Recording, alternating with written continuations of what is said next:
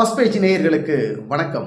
உங்கள் அனைவரிடத்திலும் ஒரு அன்பான வேண்டுகோள். நம்முடைய சேனலை இதுவரைக்கும் சப்ஸ்கிரைப் செய்யாதவர்கள் தயவு கூர்ந்து சப்ஸ்கிரைப் செய்து நம்மளுடைய சேனலை பாருங்கள். தொடர்ந்து ஆதரவு கொடுங்க. உங்களுடைய ஆதரவு எங்களுக்கு பலம். வணக்கம்.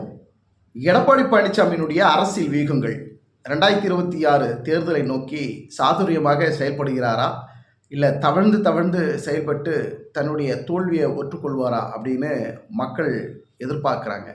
தொண்டர்களுக்கு இது மிகப்பெரிய ஒரு அதிர்ச்சியும் ஒரு சோகத்தையும் ஏற்படுத்தி இருக்குது. என்ன அப்படின்னா, கட்சியிலிருந்து நீக்கிய பிறகு கட்சியிலிருந்து நீக்கியவர்களை நீக்கியவரே இருக்கட்டும், அவர்களை மீண்டும் கட்சிக்குள்ளே இணைக்க வாய்ப்பு இல்லை.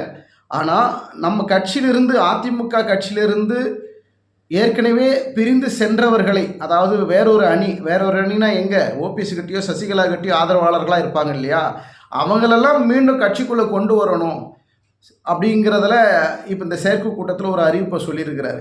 இது அப்படி எடுத்துக்கலாமா, இல்லை ஓபிஎஸ் சசிகலாவை இணைக்கிறது சூசகமாக சொல்கிறாரா அப்படிங்கிறது என்ன பொருள்படுதுன்னு தெரியல. நீங்கள் வீடியோ பார்த்துட்டு இருக்கிறீங்க, உங்களுக்கே இந்த விஷயம் தெரியும். எடப்பாடி பழனிசாமியினுடைய ஒவ்வொரு அதிர்வான விஷயங்களும் பார்த்தீங்கன்னா எதை நோக்கி பயணம் பண்ணுறாரு அப்படின்னா, ஒற்றை தலைமை தான், அது நான் தான். அதிமுகனுடைய பொதுச் செயலாளர் அப்படின்னா அது நான் மட்டும்தான். இங்கே இரட்டை தலைமைக்கு வாய்ப்பே கிடையாது அப்படின்னு அவர் திட்டவட்டமாக இருக்கிறார். ஆனால் இதை அதிமுகவில் இருக்கக்கூடிய எடப்பாடி பழனிசாமி அவர்கள், டி ஜெயக்குமார், கேபி முனிசாமி, இந்த 3 பேரையும் தவிர மற்ற எல்லோருமே பார்த்தீங்கன்னாக்கா அதிமுகவில் ஓபிஎஸ் சசிகலாவை இணைக்கணுங்கிற ஒரு குரல் இப்போ அதிகமாக வருது.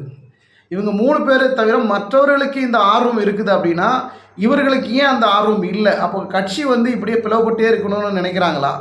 அதிமுக ஒன்று சேரக்கூடாது, 2026 சட்டமன்ற தேர்தலில் நம்ம ஜெயிச்சு ஆட்சி பிடிக்கணுங்கிறதுல இவங்களுக்கு ஒரு ஆர்வமே இல்லையா அப்படிங்கிற கேள்வி தொண்டர்கள் மத்தியில் இருக்குது. பொதுமக்கள் எல்லாம் பார்த்தீங்கன்னா அதிமுக ஏன் இப்படி பண்ணுது, எப்படி ஒரு மாபெரும் இயக்கம், புரட்சித் தலைவர் இருந்த காலத்திலே சரி, புரட்சித் தலைவர் ஜெயலலிதா அவர்கள் இருந்த காலத்திலையும் எப்படி கட்சியை வழி நடத்தினாங்க. எடப்பாடி பழனிசாமி வந்த பிறகு பல தோல்விகளை சந்திக்கிற சூழலை உருவாக்கி இருக்கிறாரு.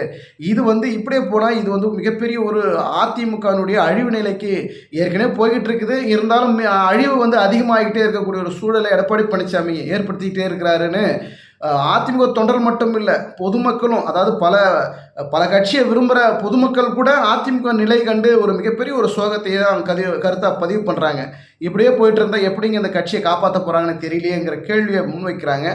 எடப்பாடி பழனிசாமியினுடைய அரசியல் வியூகங்கள் 2026 தேர்தலை நோக்கி ஒரு ஆலோசனை கூட்டம் நடத்துகிறாங்க அப்படின்னு சொல்கிறாங்க. செயற்கை கூட்டத்தில் பல்வேறு தீர்மானங்கள் போட்டேன்னு சொல்கிறாங்க.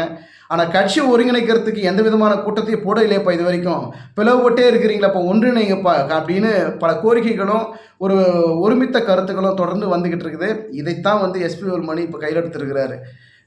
செங்கோட்டைன்னு மற்ற எல்லாரையும் தன்னுடைய டீமுக்குள்ளே இணைச்சிக்கிட்டு எப்படியாவது 2 பேரையும் இணைக்கணும். 2 பேரும் யார், ஓபிஎஸ்ஸையும் சசிகலாவையும் இணைக்கணும் அப்படிங்கிறது. இதில் மாஸ் லீடர் நீங்கள் பெருசாக நாங்கள் பெருசாக நீங்கள் முட்டி மோதிக்கிட்டே இருந்தாங்கன்னா இப்படியே பிளவுபட்டுனா இருக்க முடியும் அப்படின்னு மக்கள் கொந்தளிக்கிறாங்க. அதிமுக தொண்டர்களுக்கு மிகப்பெரிய குழப்பம். என்னப்பா அது, நான் இபிஎஸ்ஸை ஏற்றுக்கிறதா, ஓபிஎஸ்ஸை ஏற்றுக்கிறதா, சசிகலாவை ஏற்றுக்கிறதா, என்னப்பா பண்ணுறீங்க நீங்கள் அப்படின்னு தொண்டர்களுக்கும் அடிமட்ட தொண்டர்களுக்கும் இது மிகப்பெரிய ஒரு குழப்பம். அதிமுகனுடைய அரசியல் அடுத்தடுத்த பார்வை எடப்பாடி எப்படி கொண்டு போகிறார் அப்படிங்கிறதான் மிகப்பெரிய ட்விஸ்டாக இருக்கிறது. அதிமுகனுடைய உட்கட்சி பூசல் எப்போ ஒரு முடிவுக்கு வரும், இது பிளவுபட்டே இருக்கணுன்ற ஒரு பார்வை மற்றவர்களுக்கு அதிகமாக இருக்கிறது. இதை எப்படி எடப்பாடி பழனிசாமி டீல் பண்ணி சரி செய்ய போகிறாரா, இல்லை ஒற்றை தலைமையின் தான் சரியாக இருக்கும், அது நான் மட்டும்தான் பொதுச் செயலாளர் இருக்கணுங்கிற அதே குறிக்கோளாக இருந்து அதிமுக மீண்டும் தோல்வி முகத்தையே சந்திக்க எடப்பாடி பழனிசாமி முக்கிய காரணமாக மாறிவிடுவாரா அப்படிங்கிற பல்வேறு கேள்விகள் இருக்குது. பொறுத்திருந்து பார்க்கலாம். அதிமுகவினுடைய அடுத்த அரசியல் நகர்வுகள் எப்படி இருக்குன்னு பொறுத்திருந்து பார்க்கலாம். நன்றி, வணக்கம்.